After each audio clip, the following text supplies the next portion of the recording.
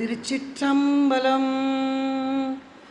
ஐந்து கரத்தனை ஆனை முகத்தனை இந்தி நிழாம் பிறை போலும் ஈற்றனை நந்தி மகாந்தனை ஞான கொழுந்தினை புந்தியில் வைத்து அடி போற்றுகின்றேனே.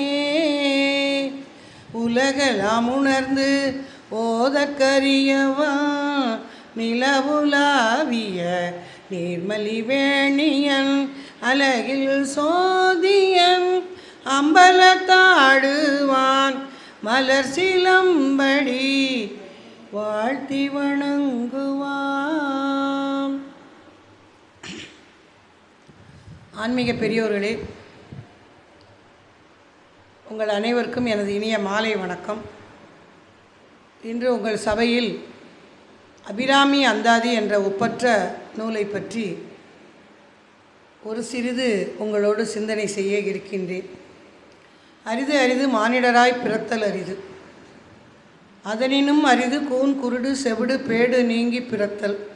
கூன் குருடு செவிடு பேடு நீங்கி பிறந்த காலையும் ஞானமும் கல்வியும் நயத்தல் அரிது. ஞானமும் கல்வியும் நயந்த காலையும் தானமும் தவமும் தான் செய்தல் அரிது. தானமும் தவமும் தான் செய்தக்கால் வானவர் நாடு வழி திறந்திடுமே. அவையார் மனுஷ வாழ்க்கையை பற்றி எழுதி வச்ச ஒரு பாட்டு, ஒரு பேரா தான். நம்முடைய வாழ்க்கை எப்படின்னா அரிது அரிது மானிடராய் பிறத்தல் அரிது. 84 லட்சம் பிறவிக்கு அப்புறம் கிடைக்கிறது தான் இந்த மானிட பிறவி. அவ்வளோ 84 லட்சம் யோனிகள்.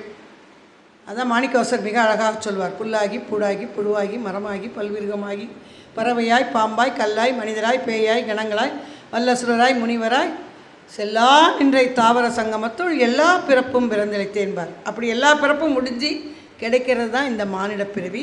இந்த மானிட பிறவியின் மகத்துவம் என்ன? இறைவனை வணங்கி தொழுது அவர் புகழ் பாடிக்கொண்டே இறைவனடி சென்று சேருவது. அதுதான் இந்த பிறவியினுடைய மகத்துவம். அதுக்கு என்ன வேணும்? இறைவனை வணங்குறதுக்கு முதல்ல ஒழுக்கம் வேணும். அந்த ஒழுக்கத்தை கொண்டு வருவதற்காகத்தான் சமயம் என்பதை நமக்கு முன்னோர்கள் அறிமுகப்படுத்தினார்கள். ஏன்னா ஒரு சாதாரண தானியம் இருக்குது, அதை விளைய வச்சா பக்குவப்படுத்தினா சமையல் ருசியாக இருக்குது. அதே போல் மனதை பக்குவப்படுத்த வேண்டும், அதற்காக சமயத்தை வகுத்தார்கள். இந்த சமயங்கள் அறுவகைப்படம் என்று ஆதிசங்கரர் நமக்கு சொல்கிறார். ஆதிசங்கரர் பாரத திருநாடு முழுசும் பிரயாணம் பண்ணி யாத்திரை செய்து நம்முடைய சமயம் 6 தான். அது என்னென்னா சைவம், வைணவம், காணாபத்தியம், கௌமாரம், சௌரம், சாக்தம். இந்த 6 இதாக நம்முடைய சமயத்தை பிரிக்கிறார். அதுக்கப்புறம் வந்த சமயம்லாம் கடல் கடந்து வந்தது, போர் செஞ்சு வந்தது, அதெல்லாம் இல்லை. நமது நாட்டில் உள்ளது 6 தான் பிரிவுகள். இதில் தலையாயது சைவம். இந்த சைவத்தோடையே சேர்ந்தது வைணவம். சைவம் சிவனை முழுமுதற் கடவுளாக கொண்டது. வைணவம் பெருமாளை முழுமுதற் கடவுளாக கொண்டது. சிவனின் மகனாக உள்ள கணபதியை முதற் கடவுளாக கொண்டது காணாபத்தியம். கணபதி தான் முழு தெய்வம். கணவனையே பிள்ளையார் பிள்ளையார்னு வணங்கிக்கிட்டே இருப்பாங்க. முருகனை ரொம்ப கும்பிடுறது, முருகனே முழுமுதற் கடவுள்னு நம்புறது கௌமாரம். அந்த வரிசையில் சாக்தம். சாக்தம்னா சக்தி வழிபாடு. ஒன்றவன் தானே இரண்டவன் இன்னருள்னாரு திருமூலர். இறைவன் ஒருவனே, அவன் இன்னருள் கொடுக்கும்போது சிவசக்தியாக இயங்குகிறான், சக்தியோடு சேருகின்றான். அதனால தான் சிவசக்தியாக வணங்குகின்றோம்.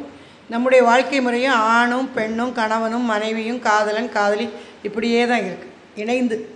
அப்படிப்பட்ட பெண் தெய்வத்தை பாடுவது சக்தி வழிபாடு தான் சாக்தம். கடைசியாக வழிபாடு சௌரம். சௌரம்னா ஒளி வழிபாடு. ஒளி வழிபாடுனா என்ன? சூரியன் வர்றார். இன்றைக்கி கோயிலில் உள்ள எல்லா சிலைகளும் அந்த சிற்ப முறைப்படி செஞ்சு மந்திரங்களை உருவேற்றி வணங்குகிறோம். நிதர்சனமாக தினம் வர்ற தெய்வம் யாருன்னா சூரிய பகவான் தான். அவர் தான் கரெக்டாக வர்றார். ரெண்டாவது சூரிய பகவான் சிவனோட அம்சம். அவர் வர்றாரு. காலையில் எழுந்திரிச்சு சூரியனை குளித்து வணங்கிட்டோம்னா நமக்கு முன்னேற்றத்துக்கு தடையே கிடையாது. அப்படி தான் நம்ம முன்னோர்கள்லாம் இருந்தாங்க. இப்போ தான் சூரியனை பார்க்காம பிள்ளைகள்லாம் படுக்கையில் புரண்டுக்கிட்டு பெட் காஃபி குடிச்சிக்கிட்டு ஒரு டிசைனாக மாறி இருக்கும். அதுவும் சூரியனுக்கு உள்ள நாள் ஞாயிறு. ஞாயிறு போற்றுதும் சிலப்பதிகாரத்தில் இளங்கோடிகள் பாடியிருக்கார். அந்த ஞாயிறு என்ற சூரிய பகவானை ஞாயிற்றுக்கிழமை காலையில் தான் வணங்கணும்.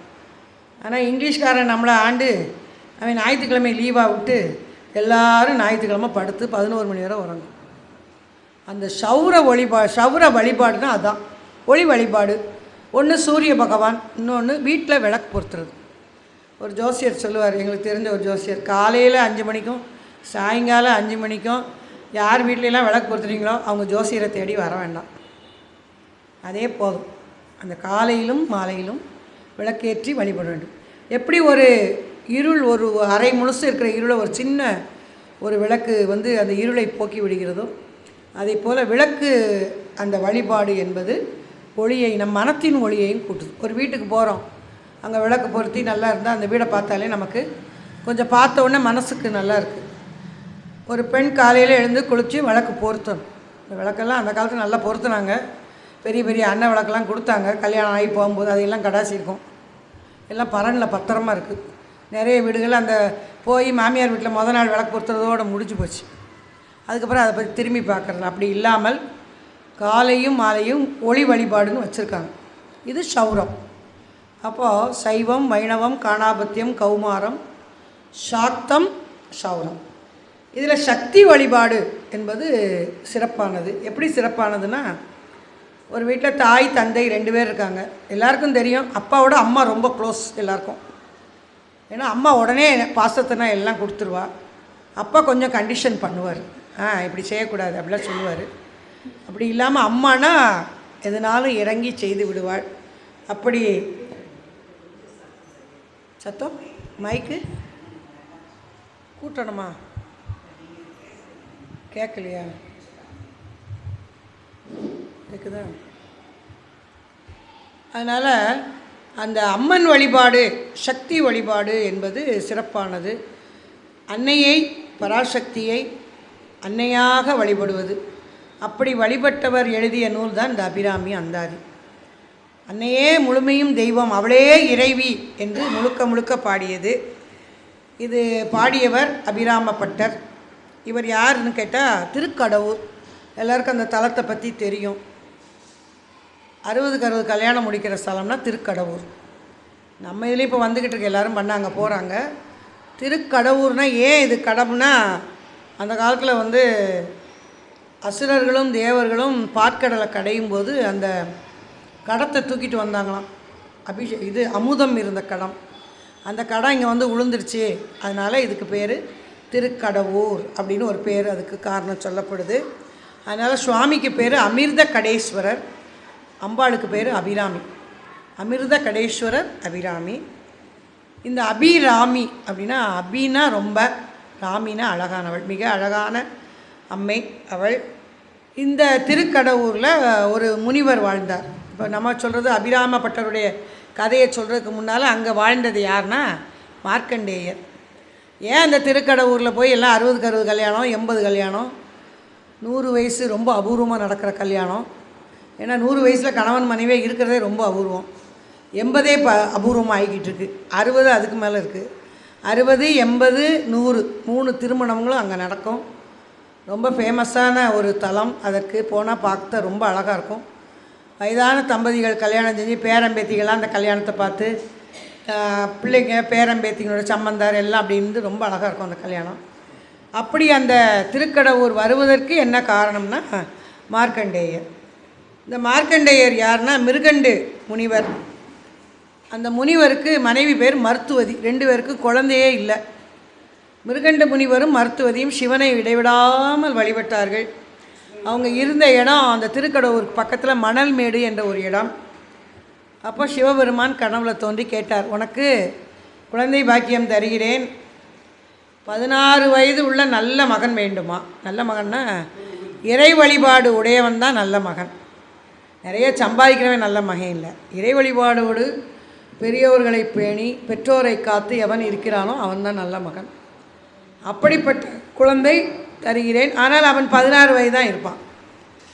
இல்லையா, குணம் இல்லாமல் ஒரு பிள்ளையை தருகிறேன், அவன் 100 வயசு வரைக்கும் இருப்பான். உனக்கு எது வேண்டும் என்று கேட்டார்கள். சிவபெருமான் கேட்குறாரு. அப்போ மிருகண்ட முனிவர் சொல்கிறாரு, எனக்கு நற்குணங்களுடைய நல்ல புத்திரன் வேண்டும். அதனால் 16 வயசு இருந்தாலும் அவன் நல்ல புத்திரனாக இருக்க வேண்டும் என்று கேட்டுக்கொண்டார். அதன்படி அவருக்கு ஒரு குழந்தை கிடைக்கிறது. அந்த குழந்தைக்கு மார்க்கண்டேயர் என்று பெயர் வைத்து அருமையாக வளர்த்து வருகிறார்கள். மார்க்கண்டேயர் சிவபக்தியில் சிறந்து விளங்கினார். எல்லா கலைகளையும் கற்றுக்கொண்டு தாய் தந்தையரை பேணி நன்றாக வாழும்போது அவருக்கு 16 வயது நிரம்பியது. 16 வயசு வந்தோடனே பெற்றோருக்கு கவலை வந்துருச்சு. ஐயோ 16 வயசு ஆகுதே, நம்ம குழந்தை போயிடுவானே அப்படின்னு 2 பேரும் அழுது இருக்கிறாங்க. அப்போ அந்த குழந்தை கவனிச்சுட்டு கேட்குறான், ஏன் வருத்தமாகவே இருக்கிறீங்க, எப்போ பார்த்தாலும் அழுதுகிட்டுறீங்க, என்னம்மா அப்படின்னு கேட்கும்போது சொல்கிறாங்க, உனக்கு இந்த ஆண்டோட ஆயுள் முடியுதுப்பா, அப்படி தான் சிவபெருமான் சொல்லியிருக்கிறார், எம்பெருமான் சொல்லியிருக்கிறாரு அப்படின்னோடனே, இல்லை நான் சிவத்தலங்கள் அனைத்தும் சென்று வழிபட்டு எம்பெருமானிடம் உங்களை நான் ரொம்ப நாள் காக்க வேண்டும் மகனாக இருந்து, அதுக்காக நான் ஆயுளை கேட்பேன் என்னோட, சரி போயிட்டு வா அப்படின்னு சொல்லி அவனை அனுப்பி வைக்கிறாங்க. அவர் ஒவ்வொரு தலமாக சிவஸ்தலங்கும் போது நம்ம தமிழ்நாட்டில் 274 பாடல் பெற்ற தலங்கள் இருக்குது. தேவார பாடல் பெற்ற தலங்கள் 274. இன்றைக்கி யார் பணக்காரங்கன்னா அந்த தலங்கள்லாம் தரிசித்தோமா அவங்க தான் பணக்காரங்க. உண்மையிலேயே நம்ம நிறைய கார் இருக்குது, வீடு இருக்குது, அவங்கெல்லாம் பணக்காரங்க இல்லை. நிம்மதியாக உடல் ஆரோக்கியத்தோடு இந்த 274 தலங்களையும் தரிசித்தோம் என்றால் அதுதான் நாம் கொண்டு போகிற புண்ணியம். அவன்தான் கோடீஸ்வரன். அப்படிப்பட்டு இவர் 108 தலங்களையும் தரிசிச்சுட்டே வரார். கடைசி 108வது தலமாக திருக்கடவுர் வரார். திருக்கடவுர் சிவ பூஜையில் ஈடுபட்டு கோயிலில் உட்காந்து சிவனுக்கு முன்னால் அவருக்கு அந்த 16 ஆண்டு அன்றைக்கி நிறைவு நாள். அங்கேருந்து இவர் சிறந்த சிவபக்தராக இருக்கிறனால யமனே வரான். மற்றவங்களுக்கெல்லாம் யமனுடைய அந்த தூதர்கள் தான் வருவாங்க, யம தூதர்கள் வருவார்களாம். இவருக்கு யமனே வந்தார். சிவனுக்கு முன்னால் வழிபட்டு இருக்கின்ற குழந்தையின் மேலே பாசக்கயிறு அப்படி வீசுகிறார். அந்த பாசக்கயிறு லிங்கத்தில் பட்டுருச்சு. மார்க்கண்டேயரை தாண்டி லிங்கத்தில் பட்டவுடனே லிங்கத்திலேருந்து ஒரு கால் புறப்பட்டு யமனை தூக்கி பந்தாடிட்டு, என்னுடைய பக்தன் வழிபட்டு கொண்டு இருக்கும்போது நீ அவன் உயிரை எடுக்கிறாயா என்று அவரை யமனை சம்ஹாரம் செய்த காலபீடம் இந்த திருக்கடவுர். சிவபெருமான் செய்த வீரச் செயல்கள் 8 வீரட்டானேஸ்வரர் கோயில்கள் இருக்குது. அட்டத்தலங்கள், அட்டம்னா 8 தலங்கள் இருக்குது. அதில் இது ஒன்று. இதுக்கு பேர் காலபீடம். இங்கே காலால் எட்டி யமனை உதைத்து யமனை சம்ஹாரம் செய்தார். குழந்தை சிவபெருமானை கட்டிப்பிடித்ததனால் அவருக்கு உனக்கு காலம் முழுவதும் ஆயுள் உண்டு, இந்த உலகம் அழியும் வரை. இன்றைக்கும் மார்க்கண்டேயர் எங்கேயோ இருக்கிறார். சில பேர் எங்கேயோ இருக்கிறாங்க. அதில் அவர் ஒன்று. மகாபாரதத்தில் உள்ள அஸ்வத்தாமர், ஆஞ்சநேயர், எங்கெல்லாம் ராமாயணம் சொல்கிறோமோ அங்கெல்லாம் ஆஞ்சநேயர் உட்காந்துருப்பாராம். முந்தி ராமாயணம் சொன்னால் ஒரு சேர் ஆஞ்சநேயருக்கு போட்டு வைப்பாங்களாம். அப்படி ஆஞ்சநேயர் இருக்கிறார். அதே மாதிரி இந்த மார்க்கண்டேயரும் எங்கேயோ இருந்து கொண்டு இருக்கின்றார். அப்படிப்பட்ட தலம்தான் இந்த திருக்கடவுர். சிவபெருமான் யமனை காலால் உதைத்து மார்க்கண்டேயருக்கு ஆயுள் கொடுத்ததனால் ஆயுளை வேண்டுபவர்கள் 60 வயது. ஏன் 60 வயசு வச்சுருக்காங்கன்னா, 60 வயது ஒரு மனிதன் வாழ்ந்தால் தான் வாழ்க்கை முழுமை பெறுகிறது. ஒரு மனிதன் 60 வயசு இருந்தால் ஒரு வாழ்க்கை போகுது. அங்கே போய் அவங்க 2வது ஒரு கல்யாணத்தை சிவன் சன்னதியில் போய் செய்கின்றார்கள். அந்த பழக்கம் இப்போ எல்லார்ட்டையும் வந்துக்கிட்டு இருக்கு. 60 வயசு ஆனால் அங்கே போகிறாங்க. திருக்கடவுர் 80 வயதுலேயும் செய்கிறாங்க. 80 வயசில் நானும் எங்கள் அம்மா அப்பாவை கூட்டிகிட்டு அங்கே போய் அப்படியே சுற்றி முற்றி பார்த்தா 80 வயசில் ஜோடியாகவே யாரும் இல்லை. ஜோடியாக எங்கள் அம்மா அப்பா இருந்தாங்க. அப்புறம் எல்லாத்தையும் கூட பிறந்தவங்ககிட்டலாம் பேசி திருக்கடவுருக்கு போய் அவங்களுக்கு திருமணம் முடித்து வந்தோம். அது வாழ்க்கையில் ஒரு பெரிய பாக்கியமாக நான் நினைக்கிறேன். ஏன்னா 80 வயசில் அந்த கல்யாணம் செய்கிறது, ஏன்னா 60 வயசில் நாங்கள் போனோம். அதனால் அம்மா அப்பாவுக்கு 80 வயசில் செய்யணும்னு நினச்சோம். அது முடிஞ்சுது. அதுக்கு பிறகு இப்போ 91 வயசு 87 வயசில் தான் அம்மா இறந்தாங்க. அப்படி இந்த ஆயுஷ் ஹோமம் செய்யக்கூடிய தலம் திருக்கடவுர். 60 வயசு தாண்டினா அதுக்கப்புறம் 70 வயசில் ஒரு தடவை போகணும். பீமரத சாந்தின்னு பேர். 77ல் ஒரு தடவை போகணும். அடுத்து 80 கல்யாணம். 80 வயசு வந்தால் தான் 1000 பிறை நம்ம பார்த்துருக்கோம். அதான் 1000 பிறை கண்ட வாழ்வுன்னு சொல்கிறது பெருவாழ்வு. 80 வயசு.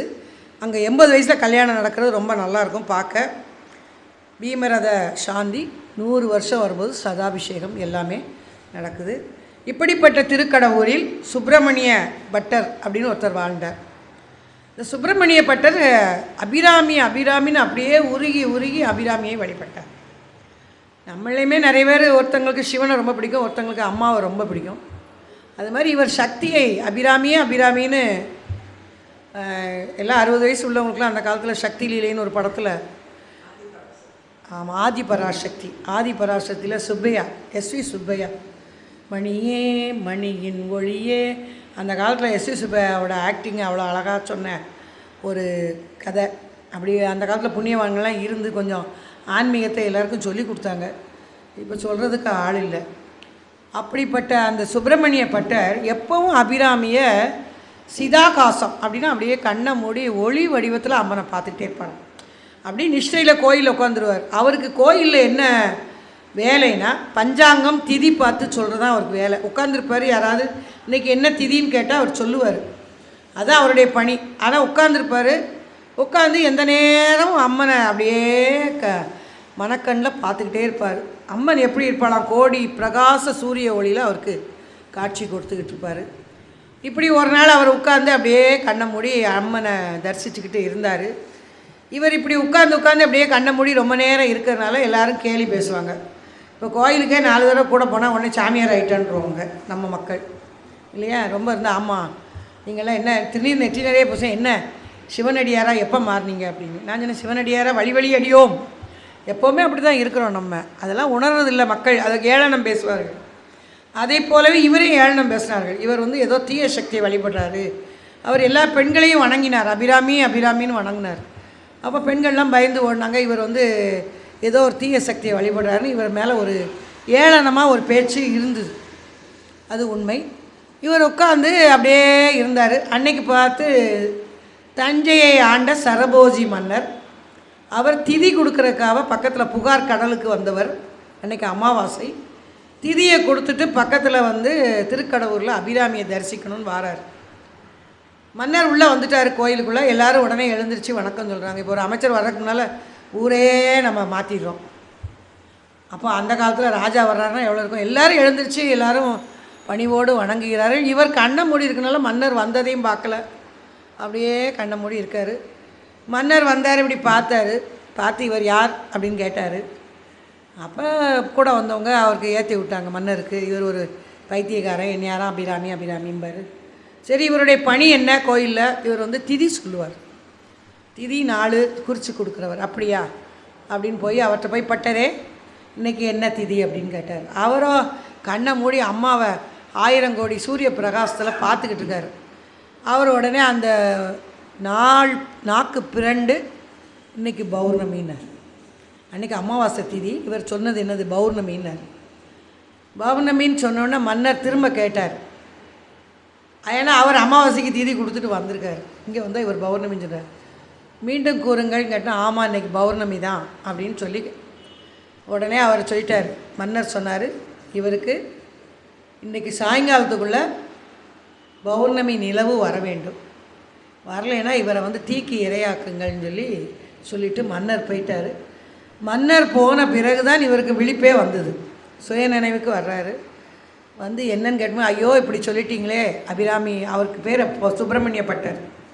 சுப்பிரமணிய பட்டரே இப்படி பேசிட்டீங்களே, இன்றைக்கி அமாவாசை திதி, நீங்கள் பாட்டுக்கு பௌர்ணமின்னு சொல்லிட்டீங்களே. மன்னர் இன்றைக்கி உங்களுக்கு இன்றைக்கி பௌர்ணமிக்கு நிலவு வரலைன்னா உங்களை தீயில் இட சொல்லியிருக்காரு அப்படின்னோடனே, அம்மா நான் உன்னுடைய நினைவில் இருந்தேன், நீ தான் என்னை சொல்ல வச்சுருக்க, அப்போ நீ தான் என்னை காப்பாற்றணும் அப்படின்னு இவர் வேண்டிக் கொண்டார். அந்த திருக்கடவுரில் கோயில் அம்மன் சன்னதிக்கு முன்னால் 1000 ஆரம் உடைய ஒரு தொட்டி மாதிரி செஞ்சு அதில் அவரை இறக்கி கீழே நெருப்பை வளர்த்து அவர் பாடுகின்றார். அந்த பாடல் தான் அபிராமி அந்தாதி. அந்தம் ஆதி. ஒரு பாடலின் அந்தம்னா முடிவு, அடுத்த பாடலுக்கு ஆதினா முதல். ஒரு பாட்டு முடியும், கடைசி வார்த்தையோ வரியோ எழுத்தோ அடுத்த பாட்டுக்கு முதல் மாறும். இப்படியே பாடுகின்றார். கிட்டத்தட்ட 69 பாட்டு பாடின பிறகு தான் அவருக்கு அன்னையின் தரிசனம் கிடைக்கிறது. என் பழியை நீக்கு என்று அவர் பாடிக்கொண்டே வருகின்றார். 69வது பாட்டில் என்னைய விழிக்கே அருளுண்டு அபிராமவல்லி சொன்ன வழிக்கே, இப்படி என்னை பழியோடு வச்சிருக்கே அம்மா அப்படின்னு அவர் பாடியவுடன் அன்னை வானில் தன்னுடைய தடாங்கன்னா பெரிய கம்மல், அந்த கம்மலை எடுத்து வானில் உருட்டி விட்டால் அது பௌர்ணமி நிலவாக மாறி எல்லாருக்கும் காட்சி கொடுத்தது. நின்ற சரபோஜி மன்னர் எல்லா மக்களும் அவர் காலில் விழுந்து வணங்கினார்கள். அன்னை அவருக்கு 69 பாட்டிலே காட்சி கொடுத்துட்டார். அதுக்கு பிறகு அவர் சொல்கிறார், நீ நான் பிறந்து சொன்னதை நான் மெய்ப்பித்து விட்டேன், நீ குறையும் என்னை பாடி முடி, இந்த நூலை முடி அப்படின்னு சொல்லுவாங்க. மீண்டும் பாடி 100 பாடல்களாக அபிராமி அந்தாதியை பாடி அருளினார். அந்த 100 பாடல்களும் அபிராமி அந்தாதி என்ற ஒப்பற்ற சக்தி வழிபாடுன்னா இன்றைக்கி அபிராமி அந்தாதி தான். சௌந்தரிய லகரி இதெல்லாம் லலிதா சகஸ்ரநாமம் எல்லாம் சமஸ்கிருதத்தில் இருக்குது. தமிழில் இருக்கிறது இதுதான். நீங்கள் என்ன பெண் குழந்தைக்கு என்ன பேர் வச்சாலும் கண்டிப்பாக இது அந்த பேர் இருக்கும், அம்மனுடைய பேர் இருக்கும். அப்படிப்பட்ட அபிராமி அந்தாதிங்கிற அந்த நூலை சொன்னார் அவர். அந்த 79வது பாட்டு, விழிக்கே அருளுண்டு அபிராம வள்ளிக்கு வேதம் சொன்ன வழிக்கே வழிபட நெஞ்சுண்டு எபக்க வழி கிடக்க பழிக்கே சுழன்று வெம் பாவங்களை செய்து குளிக்கே அழுந்தும் கயவர் தம்மோடு என்னை கூட்டினியே, கயவரோடு இப்படி உன்னை நம்பாத கயவரோடு நான் இருக்கிறேனே என்று சொன்னவுடன் அவள் தடாங்கத்தை வீசி பௌர்ணமி நிலவாக்கினாள். தொடர்ந்து முடிப்பாயாக என்று ஆணையிட்டு மறைந்தாள். எல்லாரும் தரிசித்தாங்க. சரபோஜி மன்னர் மேலே அங்கே கோயிலில் உள்ள எல்லாரும் தரிசித்தாங்க. அவருக்கு 5 கிராமங்களை நிலந்தமாக எழுதி கொடுத்தார் மன்னர். இன்னும் பட்டயம் அங்கே இருக்குது திருக்கடவுரில். இது ஏதோ கற்பனை கதை இல்லை, நிகழ்வு நடந்து அந்த செப்பு பட்டயம் இன்றைக்கி அங்கே இருக்குது. அபிராமப்பட்டருடைய சுப்பிரமணிய பட்டர் அதிலிருந்து அபிராமப்பட்டராக மாறினார். அவருடைய வழி வழியாக அதை அனுபவித்து கொண்டு வருகின்றார்கள். அந்த அன்னையுடைய தரிசனம் கிடச்சவொன்னே அவர் பாடின பாட்டு தான் கூட்டியவா என்னை தன் அடியாரியில் கொடிய வினை ஓட்டியவா என் கண் தன்னை உள்ள வண்ணம் காட்டியவா என காமிச்சையே கண்ட கண்ணும் மனமும் கழிக்கின்றவா. அந்த பௌர்ணமி நிலவை பார்த்து என் கண்ணும் மனமும் கழிக்கின்றதே, ஆட்டியவா நடம் ஆடக தாமரை ஆரணங்கே என்று பாடி அம்மையை வழிபட்டார். அதுக்கப்புறம் அபிராமி அம்மை மேலேயும் பதிகம் பாடினார். இந்த பாட்டு எல்லாருக்கும் தெரியும். கலையாத கல்வியும் குறையாத வயதும் ஓர் கபடு வாராத நட்பும் என்ற பாடல்களும் பாடினார். அமிர்த கடேஸ்வரர் கால சம்ஹார மூர்த்தியாக அங்கே காட்சி கொடுக்கிறார். சுவாமி அமிர்த கடேஸ்வரருக்கு சைடில் சந்நிதியில் கால சம்ஹார மூர்த்தியாக இருக்கின்றார். அப்படி அவர் மேலேயும் ஒரு பதிகம் பாடி நெடுங்காலம் அபிராமியை பாடி வாழ்ந்து மறைந்தார் அபிராமப்பட்டர்.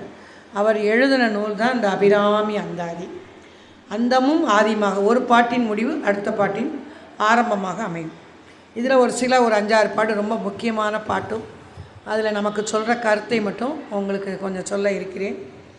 அதில் 13வது பாட்டு 14 பூத்தவளே புவனம் 14ஐயும் பூத்தவண்ணம் காத்தவளே பின் கறந்தவளே கரை கண்டனுக்கு மூத்தவளே என்றும் மூவா முகுந்தற்கு இளையவளே மாத்தவளே உன்னையன்றி மற்றோர் தெய்வம் வந்திப்பதே. 14 உலகத்தையும் பூத்த வண்ணம், தாமரை போல் முகம் பூத்த வண்ணம் அம்மை காத்து கொண்டிருக்கிறார். 14 உலகம்னா 7 உலகம், இங்கே கீழே பாதாள உலகம் 7, மேல் உலகம் 7, பூலோகம் புவர்லோகம் சுவர்லோகம் ஜனலோகம் கபேருலோகம் சத்தியலோகம் மகாலோகம். இது 7ம் மேலே உள்ள உலகம். அதலம் இதலம் சுதலம் நிதலம் தராதலம் ரசாதலம் பாதாளம், இது 7 கீழே உள்ளது. இந்த 14 உலகத்தையும் அம்மை கட்டி காக்கின்றாள், நம்மையும் சேர்த்து. காக்கும் தொழிலை செய்கின்றவள் அவளேதான்.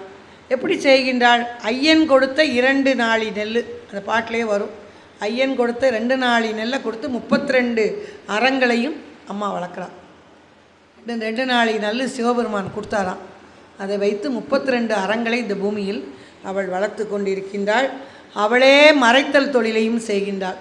காத்தல் அழித்தல் அருளல் மறைத்தல் என்ற 5 தொழிலையும், படைத்தல் காத்தல் மறைத்தல் அருளல் அழித்தல் என்ற 5 தொழில்களையும் அன்னை செய்கின்றாள்.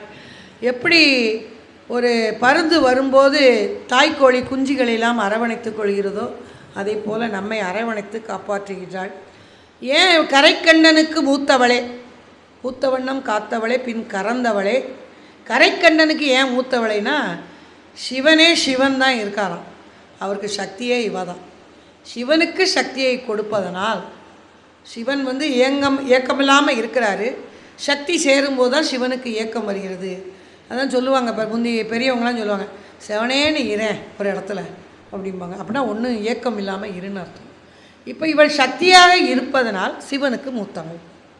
சிவனுக்கு மனைவியாக நம்ம பார்க்குறோம். ஆனால் சிவனுக்கு மூத்தவள்னு ஏன் சொல்கிறான்னா, கரைக்கண்டனுக்கு மூத்தவளே, அவனுக்கே சக்தியை நீ கொடுக்கறனால அவனுக்கு மூத்தவளே. மூவாய் முகுந்தற்கு இளையவளே, கண்ணபிரானோடு பிறந்த தங்கை, அதனால் முகுந்தற்கு இளையவளே. உயர்ந்த மாத்தவளே, தவத்தை உடையவள். எப்படி ஒரு தாய் குழந்தைக்காக விரதம்லாம் இருந்து இல்லையா, குழந்தை பார்த்தா சித்திரை மாதம் வைகாசியில் குழந்தை பார்த்தா மாம்பழம் சாப்பிட முடியாது. அம்மா பால் கொடுக்குறவன் மாம்பழம் சாப்பிடக்கூடாது, அதை சாப்பிடக்கூடாது, குழந்தைக்கு இப்படி செய்யணும், அவள் என்னென்ன விரதத்தை இருக்கிறாளோ அதே போல் அம்மா அபிராமி நமக்காக விரதம் இருக்கலாமா தவளே. அவளே தவம் செய்கின்றாள், காக்கின்றாள் நோயின்றி மக்களை. உன்னை அன்றி மற்றவர்களுக்கும் உன்னை விட்டுட்டு வேற எந்த தெய்வம். அதே மாதிரி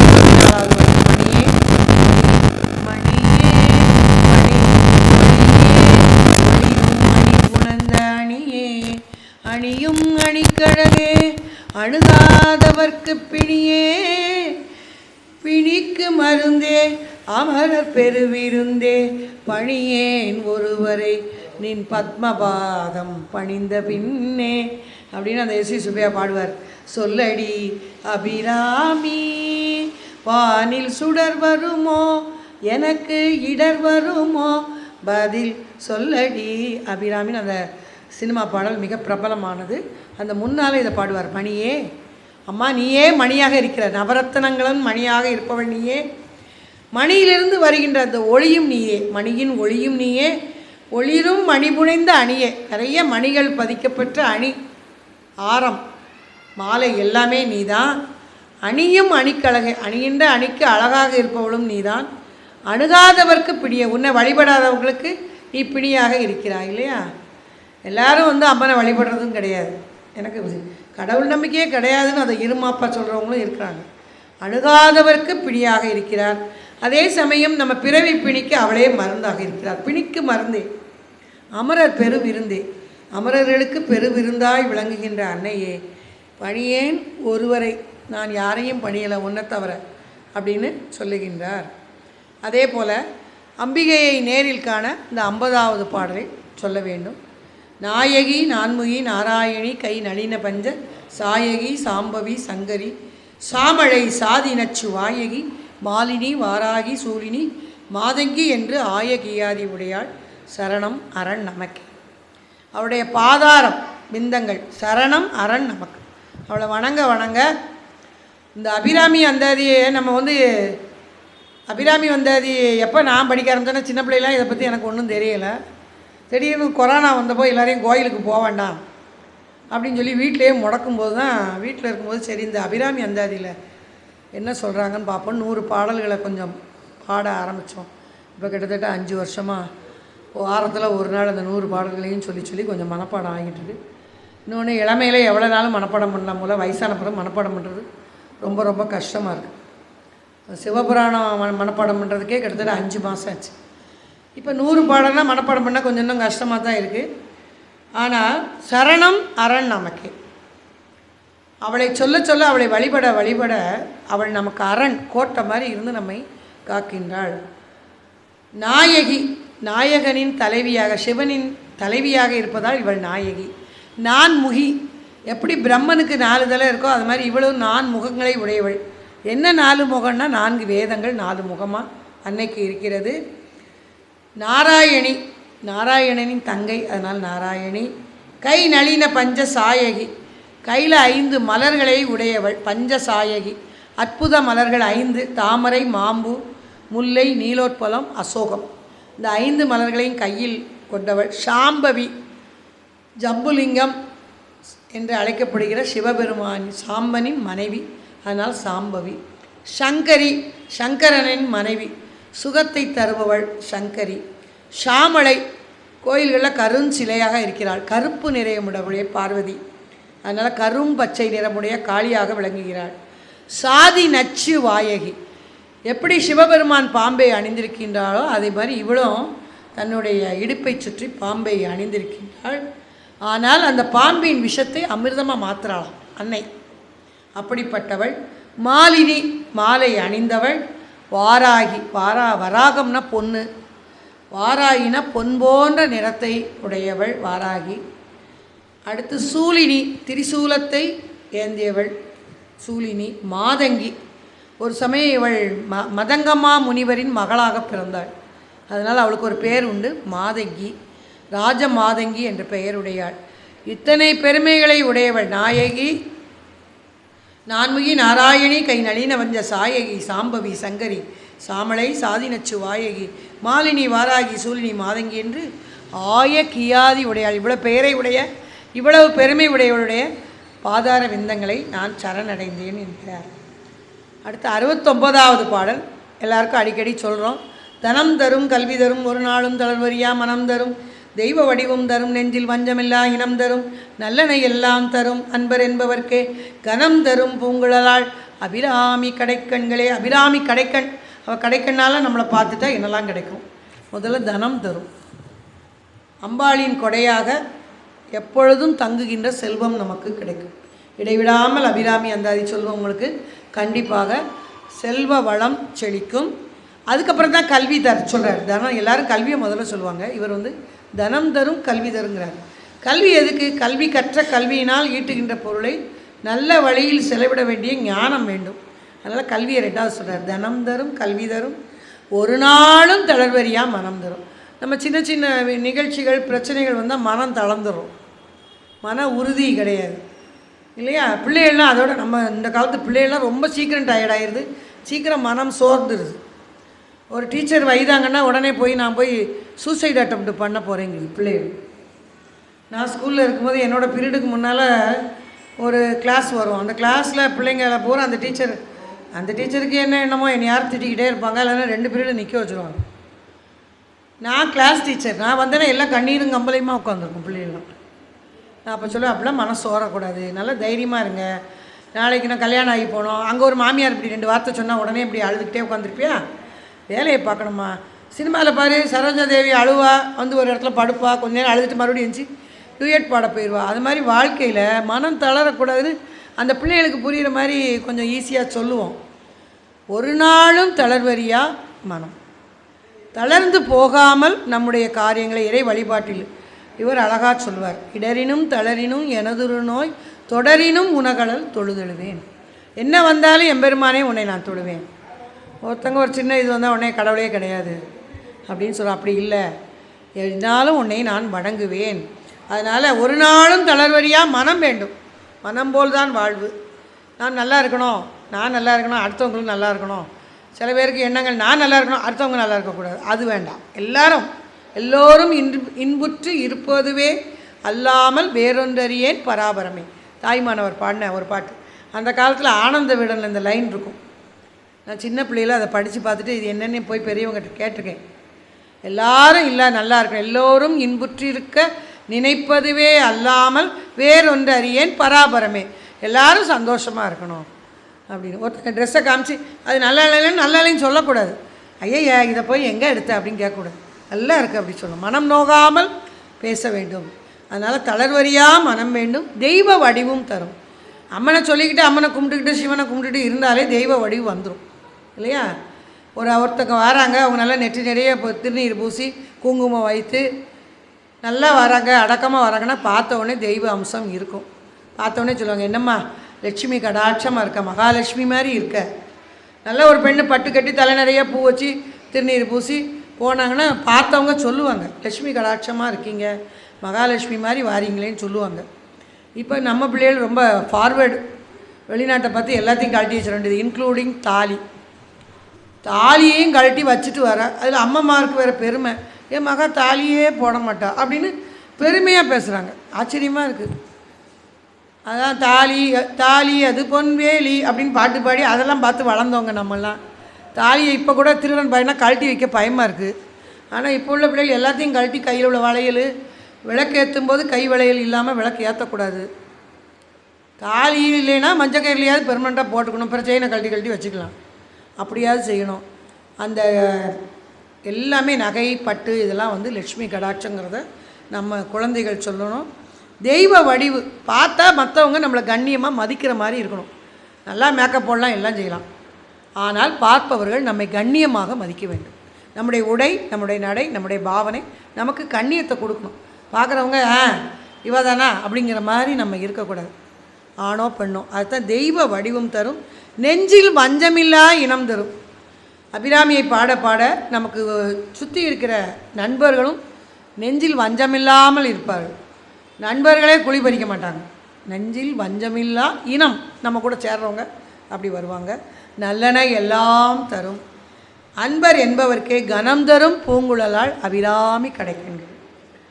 நாங்கள் இதை மாதிரி ஒரு சத்சங்கம் மாணிக்கவாசகர் மாதர் சபைன்னு வச்சு இந்த அபிராமி அந்தாதி கொஞ்சம் லேடிஸை கூப்பிட்டு சொல்ல ஆரம்பித்தோம். ஒரு 10 வாரம் சொன்ன உடனே எங்கள் வீட்டில் எங்கள் மகா ஒரு 6 பவுன் செயின் காணோன்னு சொல்லிட்டான். அதை என்கிட்ட தான் கொடுத்தேன், உங்கள்கிட்ட தான்மா கொடுத்தேன் அப்படின்னு பார்த்தா நானும் வீட்டை தலைகுப்புறம் தேடி பார்த்தேன், 6 பவுன் காணோம். அந்த அபிராமி அந்த சொல்லும்போதே அந்த வருது, ஒன்று ஒன்றா வரும்போது கிடைக்கணும் அப்படின்னு நினச்சிட்டு இருக்கும்போது அவள் ஒரு 10 வாரம் சொன்னப்புறம் ஃபோன் பண்ணுறான். ஏம்மா பீரோவில் லாக்கருக்குள்ளே எப்படியோ செயின் இருந்தது, ஏன்ட்ட தாம்மா இருக்குது. நான் அந்நேரமே அபிராமியை வணங்கினேன். அபிராமி அந்த ஐச்சனுடைய மகத்துவத்தை அந்த உடனே கிடச்சி.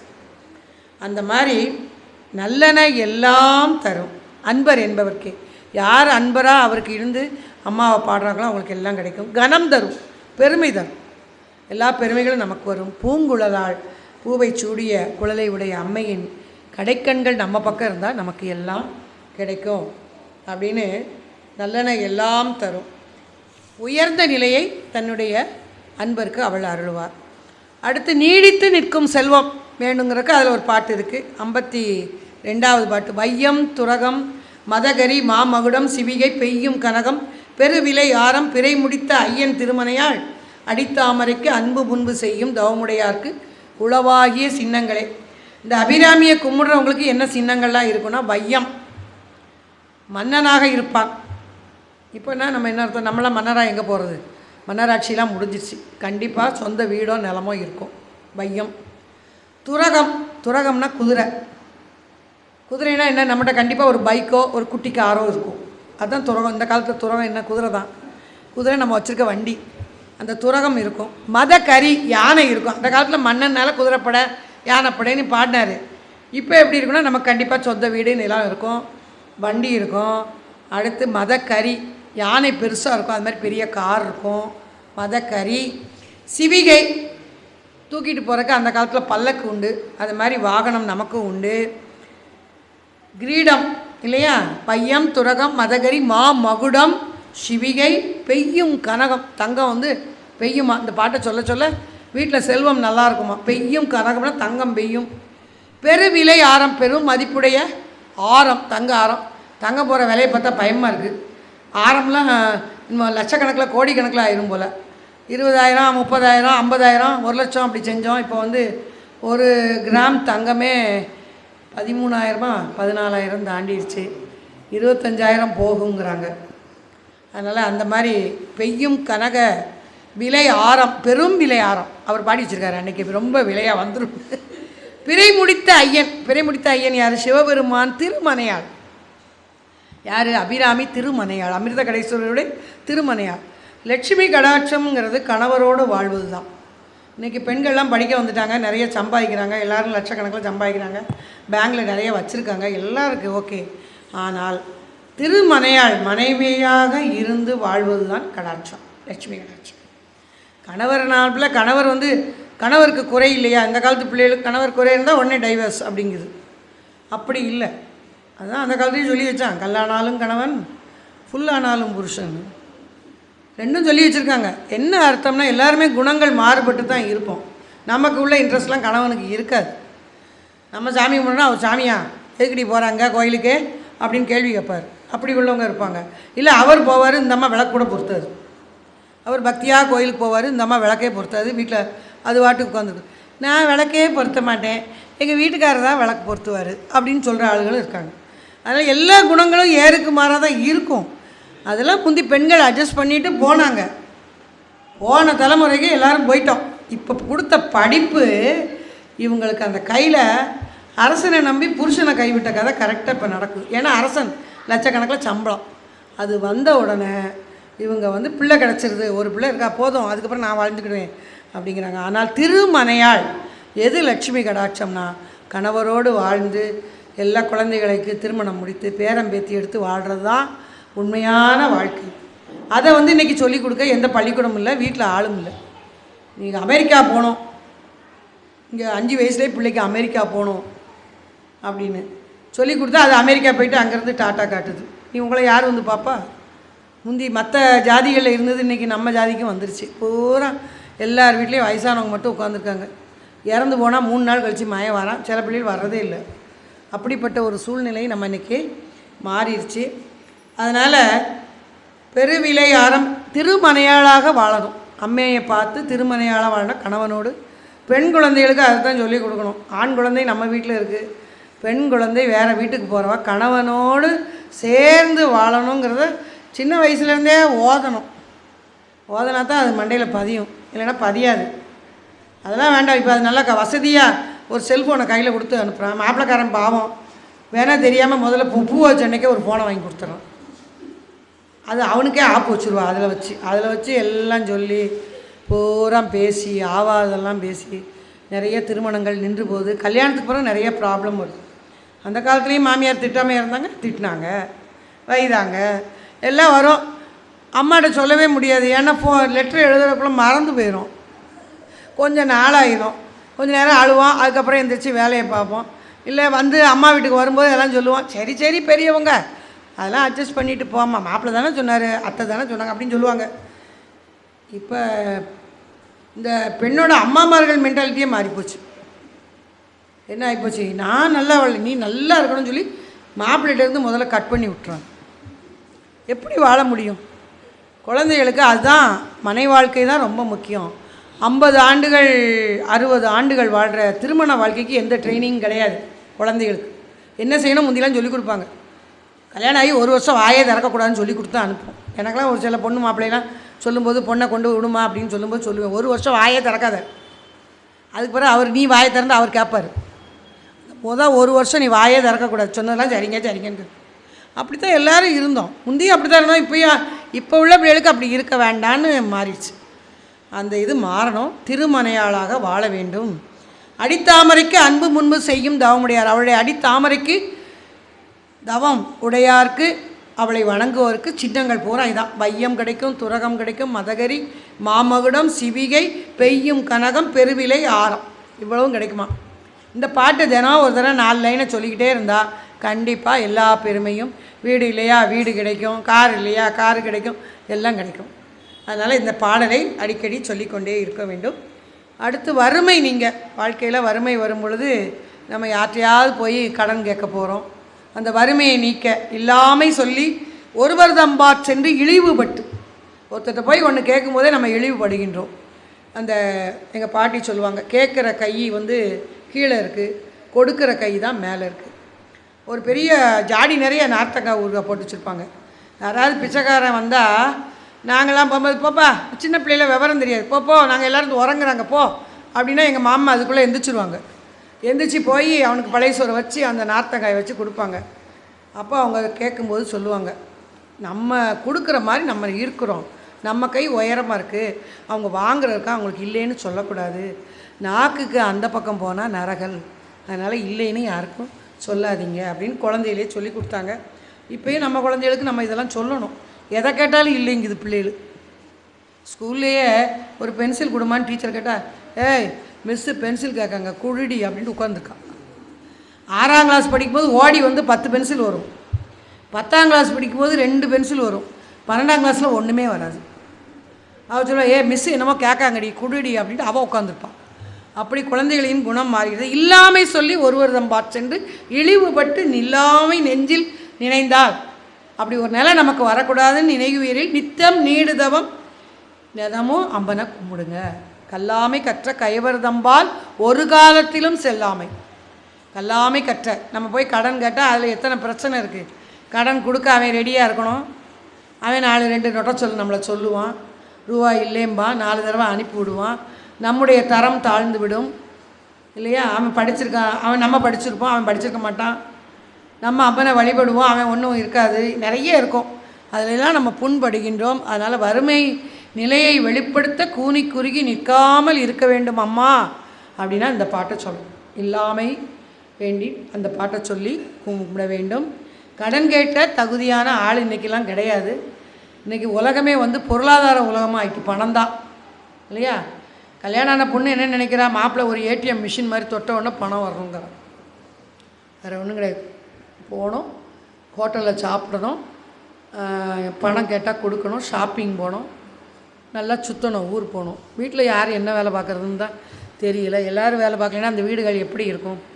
சிக்கனம் அறியா பெண்டிருப்பாள் அவையார் சொன்னார். இன்றைக்கி சிக்கனம் பொம்பளை பிள்ளைகிட்ட ஒரு வீட்டுக்கு போனால் முன்னால் 30 செருப்பு உட்காந்துருக்கு, அவ்வளோ அடுக்கி வச்சுருக்காங்க. அப்போ சிக்கனம் வேண்டும், எல்லாமே வேண்டும். அதனால் இல்லாமல் சொல்லி ஒருவர் பால் சென்று இழிவுபடாமல் நீங்கள் நினச்சிங்கன்னா அம்மாவை விடைவிடாமல் கும்பிடுங்க. கல்லாமை கற்ற கயவரோடு ஒரு நாளும் என்னை வச்சிடாத அம்மா அப்படின்னு இந்த பாடலை சொல்ல வேண்டும். அதே மாதிரி வட்டிக்கு பணம் வாங்குவது, வட்டி கட்ட வேண்டும். வட்டி கட்டலைன்னா அவன் நம்மளை கேள்வி கேட்பான். இதெல்லாம் இல்லாமல் இருக்குன்னா அம்மையை இடைவிடாமல் படிக்க வேண்டும் என்று இந்த பாடல் வறுமை நீங்குவதற்கு சொல்ல வேண்டிய பாடல்.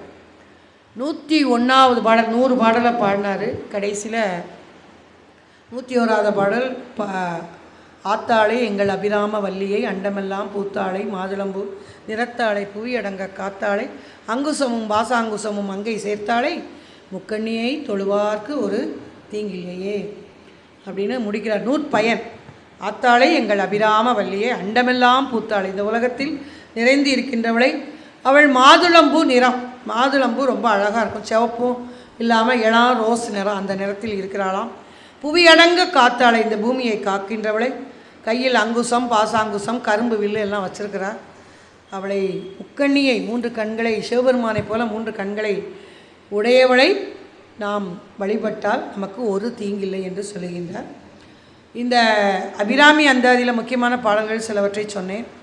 முதல்ல பாடின பாட்டு தாரமர் கொன்றையும் செண்பக மாலையும் சாத்தும் தில்லை ஊரர்தம் பாகத்து உமை மைந்தனை. பிள்ளையாரை பற்றி பாடி எந்த நூல் எழுதினாலும் முதல்ல பிள்ளையாரை பாடணும். ஏன்னா இந்த பிரபஞ்சத்தின் பிம்பமே கணபதி தான். களிமண்ணால் செய்து அந்த பிள்ளையாருக்கு அருகம்புல்லை, உலகத்தில் முதல்ல தோன்றியது புல், மண்ணில் செஞ்ச பிள்ளையாரை புல்லால் வழிபட்டு கடைசியில் நீரில் விடுறோம். அதனால் இந்த 3 முக்கியமான உலகத்தின் சக்திகளை வைத்து பாடுகின்றார். சீர் அபிராமி அந்தாதி எப்போதும் என் சிந்தையுள்ளே காரமர் மேனி கணபதியே நிற்க கட்டுரையே என்று முதல் பாட்டில் பாடுகின்றார். இந்த ஒரு பாட்டு மட்டும் சொல்லி முடிக்கின்றேன். முதல் பாட்டு உதிக்கின்ற செங்கதிர் உச்சி திலகம் உணர்வுடையோர் மதிக்கின்ற மாணிக்கம் மாதுளம் போது மலர் கமலை மென்கிடி குங்கும தோயம் என்ன விதிக்கின்ற மேனி அபிராமி எந்தன் விழுத்துணையே. அபிராமியே என்னுடைய சிறந்த துணைங்கிறார். உதிக்கின்ற செங்கதிர், அம்மா யாரா? உதிக்கின்ற செங்கதிரை நெத்தி பொட்டாக வச்சுருக்கா. உதிக்கின்ற செங்கதிர் உச்சி திலகமாக வச்சுருக்கா. உச்சியில் கல்யாணம் ஆனவங்க திலகம் வைக்கணும். இப்போ அதெல்லாம் எல்லோரும் காற்றுல பறக்க விட்டாச்சு. இவ யாரை வச்சுருக்காளாம்? சூரிய பகவானையே, சூரியனையே நெத்தியில் திலகமாக வச்சுருக்கா. சூரியன் யார்? சிவனின் அம்சம். அந்த சூரிய பகவானை நெத்தியில் சோடுகின்றார். நான் ஏற்கனவே சொன்ன மாதிரி மற்ற தெய்வங்கள்லாம் கல்லில் கோயிலில் இருக்காங்க. நிதர்சனமாக நமக்கு வருகின்ற தெய்வம் சூரியன். அவரை காலையில் அதிகாலையில், அதான் வைகரை துயிலெழு அதிகாலையில் எழாதவன் வேலை அனைத்தும் பாள், இது 2 அவையார் சொன்னது. இன்றைக்கி நம்ம பூரா பிள்ளைகள்லாம் 8 மணிக்கு எந்திக்குது. அந்த காலத்தில் 6 மணிக்கு எந்திக்கலைன்னா ஒரு செம்பு தண்ணியை கொண்டு இப்படியே வரிசையை தெளிச்சிருவாங்க. அங்கே பெட்ரூம்லாம் கிடையாது, எல்லாம் வரிசையாக படுத்துருப்போம். அப்படியே தெளித்து எல்லோரையும் எழுப்பி விட்ருவாங்க. அதெல்லாம் இப்போ மாறிப்போச்சு. அதனால் சூரிய பகவானை வணங்க வேண்டும். அதுவும் ஞாயிற்றுக்கிழமை கண்டிப்பாக வணங்க வேண்டும். அது சூரிய பகவானுக்கு உரிய தினம். அப்படிப்பட்ட சூரிய பகவானை, அந்த செங்கதிர் சூரிய கோடி பிரகாசத்தை நெற்றி பொட்டாக அமைந்திருக்கிறாள். அடுத்து